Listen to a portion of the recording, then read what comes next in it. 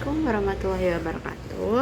Perkenalkan, aku Amelia Nur Hasana dengan NIM akhir 153. Dan teman aku ada Indri, dan teman aku juga ada Anggun. Di sini kita akan menjelaskan tentang apa sih itu siber. Yuk dengerin. Penjelasan siber adalah serangkaian langkah atau tindakan yang diambil untuk melindungi sistem komputer, jaringan, dan data dari ancaman atau serangan cyber. Ini melibatkan berbagai strategi termasuk ekspresi data, firewall, pembaruan perangkat lunak, serta kesadaran pengguna terhadap praktik keamanan online. Keamanan cyber juga melibatkan detektif dini, respons cepat terhadap insiden keamanan seperti serangan malware atau upaya pemberantasan. Dan merespon ancaman siber guna menjaga integritas, kerahasiaan, dan ketersediaan informasi digital. Salah satu contohnya yakni terkait dengan keamanan siber mencakup yang pertama, Undang-Undang Perlindungan Data.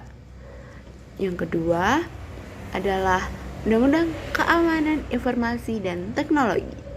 Yang ketiga ada Undang-Undang Kriminalitas Siber.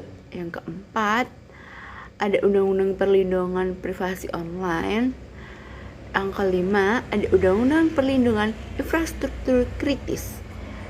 Yang keenam ada Undang-Undang Keamanan Jaringan. Nah, penting untuk diingat bahwa siber yaitu ada malware, yaitu perangkat lunak yang berbahaya. Yang kedua ada phishing nih, upaya untuk memperoleh informasi sensitif seperti. Saya Prilena Anggun Triwardani dengan akhiran NIM 226. Saya akan menjelaskan penanganan insiden siber di Indonesia, yaitu ada 10. Yang pertama, deteksi insiden. Gunakan sistem keamanan untuk mendeteksi aktivitas yang mencurigakan atau anormal di jaringan atau sistem. Yang kedua, pencegahan, yaitu menerapkan langkah-langkah pencegahan seperti pembaruan perangkat lunak dan kebijakan keamanan yang ketat. Yang ketiga, respon cepat. Tanggapi insiden dengan cepat untuk meminimalkan dampak isolasi sistem yang terkena bisa menjadi langkah awal yang penting. Yang keempat, analisis insiden. Telusuri asal-usul insiden, identifikasi celah keamanan, dan pelajari pelajaran dari kejadian tersebut. Yang kelima, pemberitahuan otoritas. Laporkan insiden ke lembaga yang berwenang seperti Badan Siber dan Sandi Negara untuk mendapatkan bantuan dan koordinasi. Terus lalu yang keenam, pemulihan data. Pulihkan data dari backup yang aman, pastikan data pulih bebas dari malware atau ancaman siber lainnya. Yang ketujuh, edukasi dan pelatihan. Tingkatkan kesadaran keamanan di kalangan pegawai dan pelaku usaha untuk mencegah terulang insiden siber di masa depan. Yang kedelapan, kerjasama antar pihak. Berkoordinasi dengan pihak terkait termasuk penyedia layanan internet, perusahaan keamanan siber, dan pihak-pihak terkait lainnya.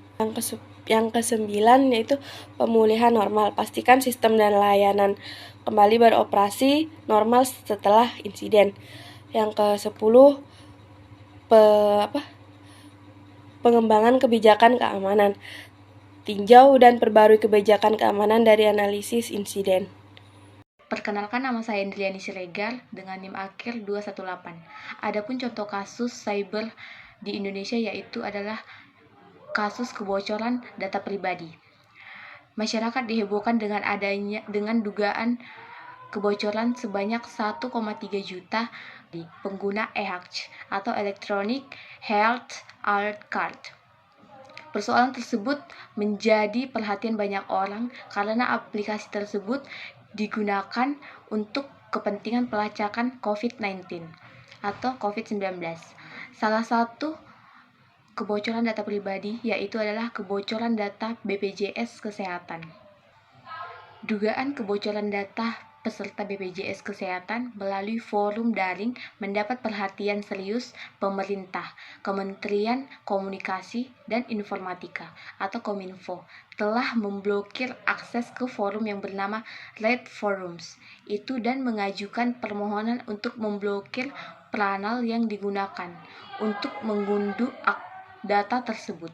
Dirut BPJS Kesehatan, Ali Gufron Mukti, mengatakan pihaknya telah berkoordinasi dengan Kominfo, Badan Cyber, dan Sandi Negara atau BSSN, Cybercrime, Mabes Polri, Pusat Pertahanan Cyber, Kementerian Pertahanan, Kementerian Koordinator Bidang Politik, Hukum, dan Kementerian Koordinator Bidang Pembangunan Manusia dan Kebudayaan.